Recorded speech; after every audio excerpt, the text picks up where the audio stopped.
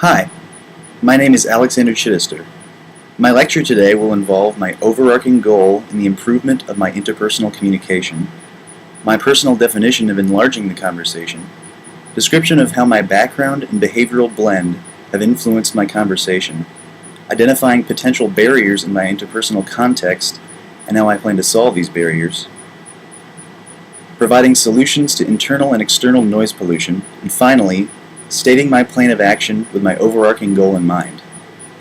I'd like to give you a short description of myself, which you can view on the next slide. My hometown is Bedford, Virginia. I recently graduated from Virginia Tech with a Bachelor's of Science in Human Nutrition with a minor in Psychology. And my concentration at Liberty University's graduate school is in Human Services with an emphasis on business.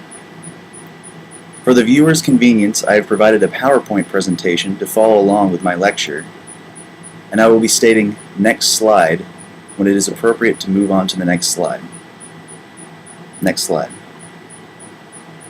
My overarching goal is to continue to evolve as an effective communicator through active listening and positive reinforcement. The ability to listen actively can improve personal relationships through reducing conflicts, strengthening cooperation, and fostering understanding. Positive reinforcement is meant to build self-esteem and inspire confidence, whether I am praising or critiquing someone. I tend to have trouble staying focused on what someone is verbalizing when it does not particularly interest me or they are long-winded. I also tend to look at situations pessimistically before I decipher the positive aspects, and this normally leads to negative reinforcement. Next slide. Stewart reveals that successful communication involves the ability to continuously connect with one another. As a result, I reassessed my interpersonal communication and determined my new objective was to revamp my skills. I have come to realize that enlarging my conversation comes from finding solutions through asking questions, rather than forming a solution in my mind and then searching for my own opinion in others. Through our search for self-awareness, 3 basic questions come to mind. Who am I? Where am I going, and why? Who I am is shown in almost any given social situation, through responses based on how I think they would want me to act or feel to connect with them. Even people that say they do not care what they say or how they act around you are ultimately doing this to gain a reaction from you. Next slide.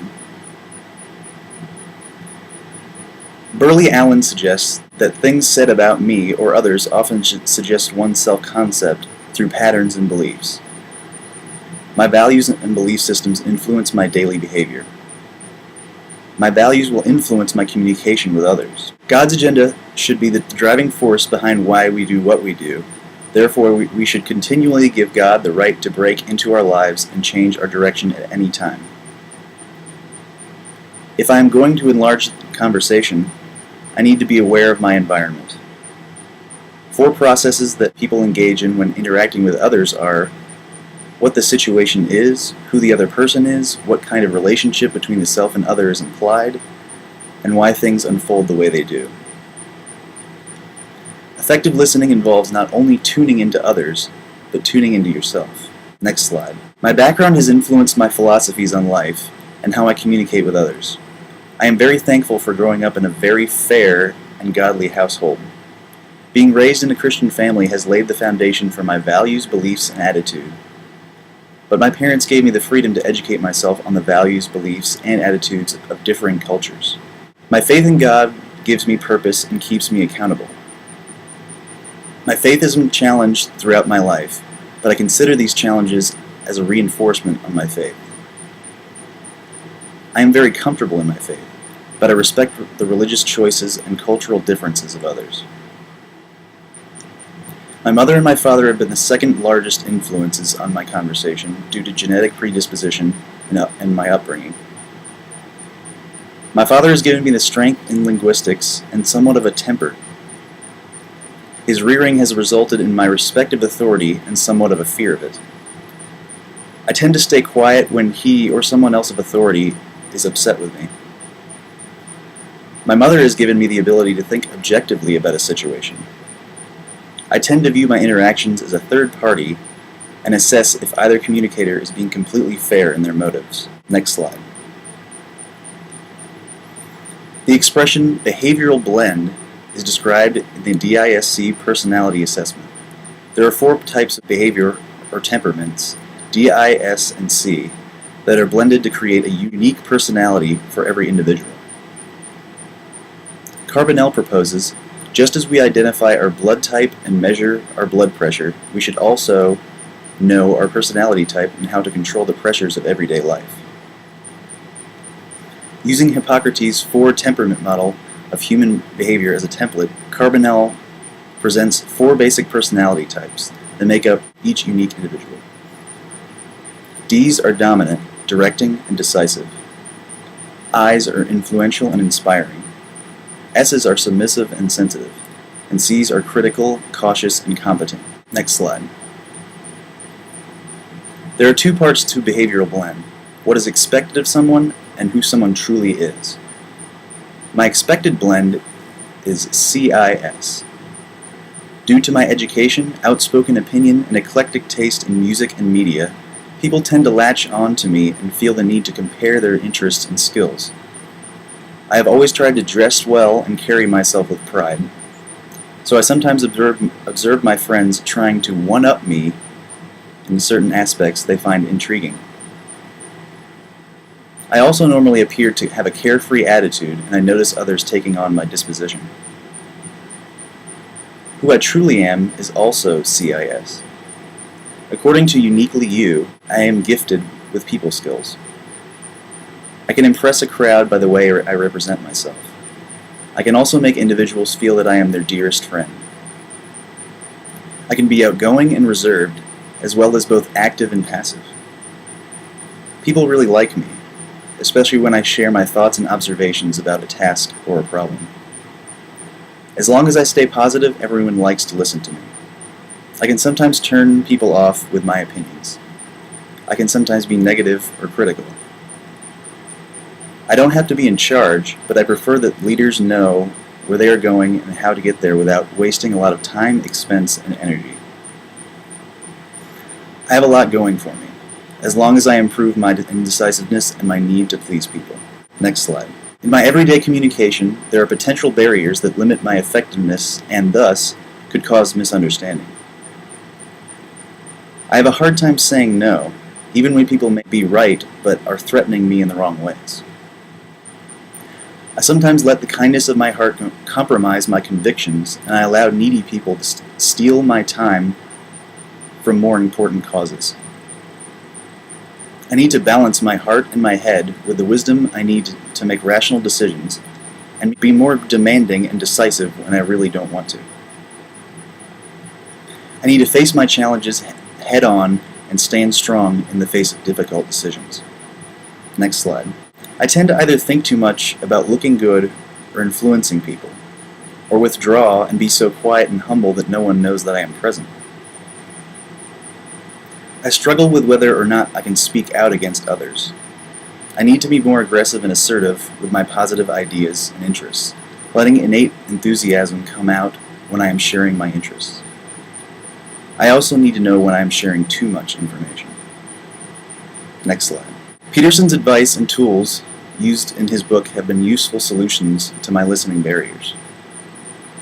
In my relationship with my fiancée, I tend to ignore her or preemptively think of a response while she is talking about something that I am not particularly interested in. Freud defined the ideal state of mind while listening as evenly hovering or evenly suspended attention. Buddhism terms meditation as non-judgmental attention to what is happening moment to moment, which develops the state of mind Freud was depicting. When I listen to my fiancée, I need to evenly suspend attention, consciously listening to her while forming a response. Stewart states that it is good to let the other person know that one is listening by occasionally interjecting with brief comments such as, "I see," or "uh-huh." Next slide. Stewart, Zedeker, and Whitbourne explain two types of listening: empathetic listening and dialogic listening. Both empathetic and dialogic listening allow for the full understanding of the other person. Dialogic listening goes beyond focusing on mainly what the other person is thinking and feeling, and helps those involved in conversation to create meaning together. This is the skill and helpful solution to my communication. To develop empathetic listening, I need to remember that it is important to understand the focusing skills needed, and there is a difference between spending time and investing time. Next slide. Burley Allen depicts external distractions as background noises, such as traffic, machines, ticking clocks, humming refrigerators, squawking birds, drumming fingers, room temperature, views, scenery, phone calls, gum chewing, wall color, television, radios, entering and exiting a room, note writing, and answering emails. Internal noise pollutions are the things that are going on inside us that distract us from communicating. They include mental struggles, personal beliefs, values, stereotypes, daydreaming, rehearsing what to say next, and identifying with what the speaker is saying. The internal noise pollution that I struggle with, and I'm sure most people struggle with, is thinking of what I need to be doing in the future rather than staying in the present. In conversation, I find myself becoming what Burley Allen suggests is the faker. I pretend to stay involved in the conversation, but my mind is somewhere else, or 3 steps ahead of the current subject. A solution to internal and external pollution would make me aware of the present through effective listening skills that ultimately become my lifestyle habits. Peterson suggests techniques that may be best fit for our various personalities and lifestyles. The stomach is, hypothetically, where the feelings are located. The heart represents our relationships, and the brain represents logical functioning. Balancing these functions healthily by not letting one grow and overtly influence another function can effectively reduce noise pollution. By using the process of sharing feelings, negotiating, and closing, I can have a better understanding of how to handle various situations. Through asking questions in order to collect information and fill in missing pieces to the specific story I am being told, I can stay engaged in the conversation and ignore the pollutants that disrupt my thought process. Next slide. My personal plan of action is to improve my comprehension skills in the classroom and online. I wanted to see if there was a universal correlation between listening habits between these mediums. So I found a study that compares virtual and face-to-face learning environments, which account for active listening concepts and test whether effectiveness of learning environments depend on teaching techniques.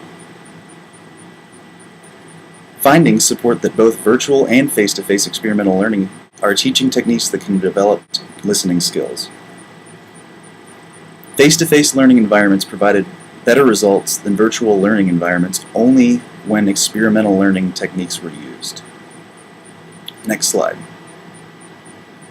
My overarching goal is to become a more proficient, active listener and provide positive reinforcement. I will try to enthusiastically keep myself involved in every conversation that I decide to engage, or as Freud called it, evenly suspending attention. Through the process of asking questions, I will be able to lower the rate of misunderstanding. I will become an effective communicator by avoiding becoming overly critical through building rapport and positive reinforcement. With God's help, I will let each individual know what he or she is saying is important to me by reinforcing the conversation with encouragement while emitting an inviting disposition. Thank you very much for listening, and God bless.